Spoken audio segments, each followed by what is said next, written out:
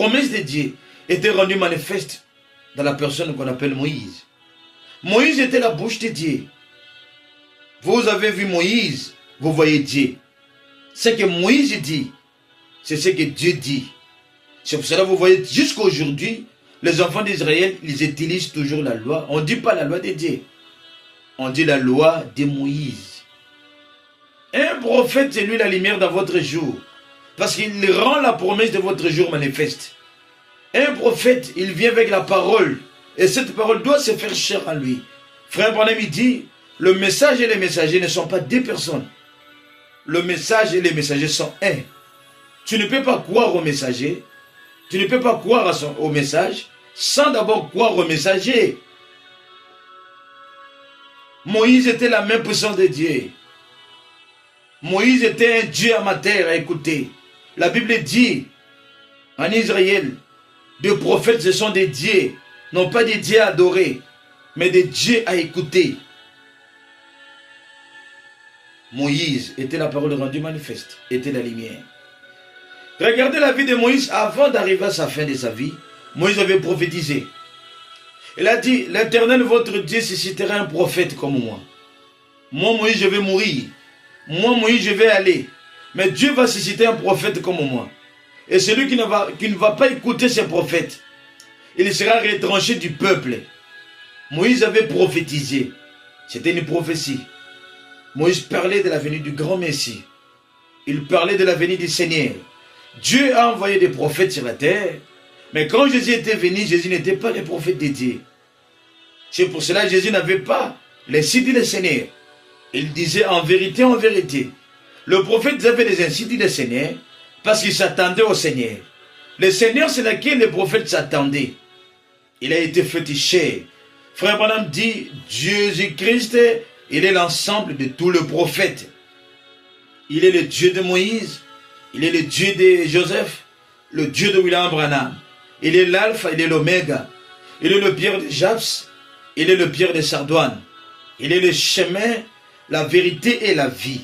Il est l'incomparable Dieu.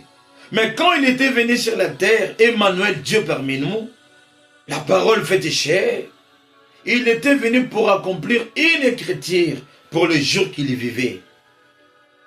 Le prophète de Galilée, il devait être prophète. Comme il était Dieu, c'était Dieu qui descend, qui devient prophète pour son jour.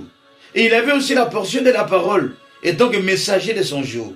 Et il était aussi la lumière pour le jour qu'il vivait. Qu'est-ce que la lumière? C'est la parole de Dieu rendue manifeste à votre jour.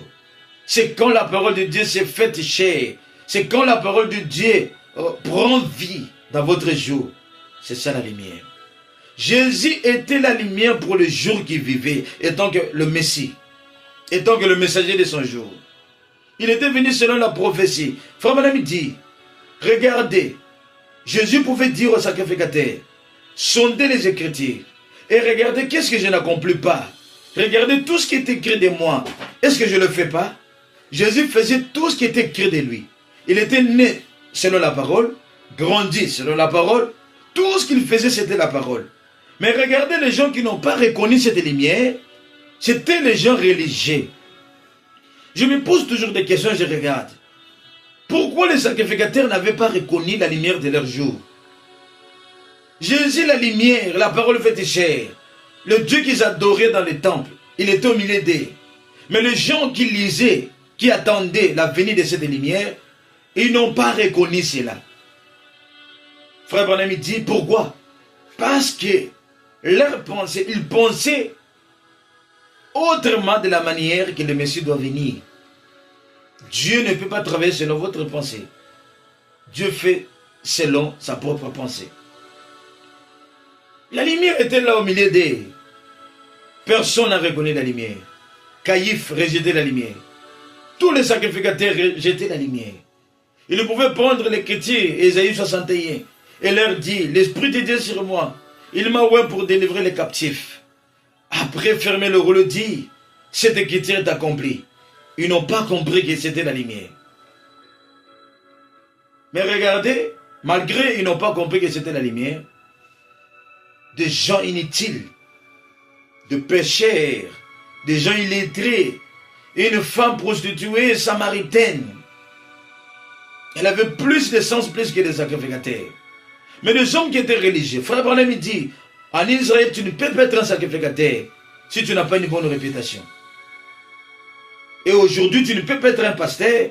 Ce qui fait le pasteur, ce n'est pas comme je prêche, c'est la réputation, c'est le témoignage. En Israël, tu ne peux pas être sacrificateur. Tu ne peux pas entrer dans les lettres avec une mauvaise vie. Tu vas rester là-bas, tu vas mourir. L'évangile doit être manipulé par les mains pires, par les cœurs pires, par un homme qui se purifie, qui fuit le péché. Un homme d'où la conscience travaille. C'est ce qui était les sacrificateurs. Mais malgré qu'ils étaient religieux, ils n'ont pas reconnu la lumière de leur jour, qui était Christ. Ils pouvaient dire, moi et le Père, nous sommes un. Je suis le pain de vie. Je suis la vie éternelle. Je suis le chemin. Ils pouvaient pardonner les péchés. Mais les gens ne comprenaient pas, c'était la lumière. Et Jésus, c'est dur. C'était ça la lumière du matin. Écoutez, Frère Branham, dans la même prédication Shalom, paragraphe 71. C'était ça la lumière qui brillait au temps du matin. Pendant le jour aussi, la lumière devait briller selon la promesse. Jésus était venu réellement selon la parole. Mais la lumière a été rejetée. Il devait encore venir marcher pendant le jour, pendant les heures sombres. Écoutez le prophète de Dieu, dans la même prédication, paragraphe 71. Et la seule façon que cela puisse être manifesté, c'est lorsque la parole est confirmée. Lorsque la parole écrite de Dieu est confirmée, alors cela montre la lumière. Une portion a été allumée ou donnée pour chaque âge. Nous l'avons découvert dans les âges de l'Église.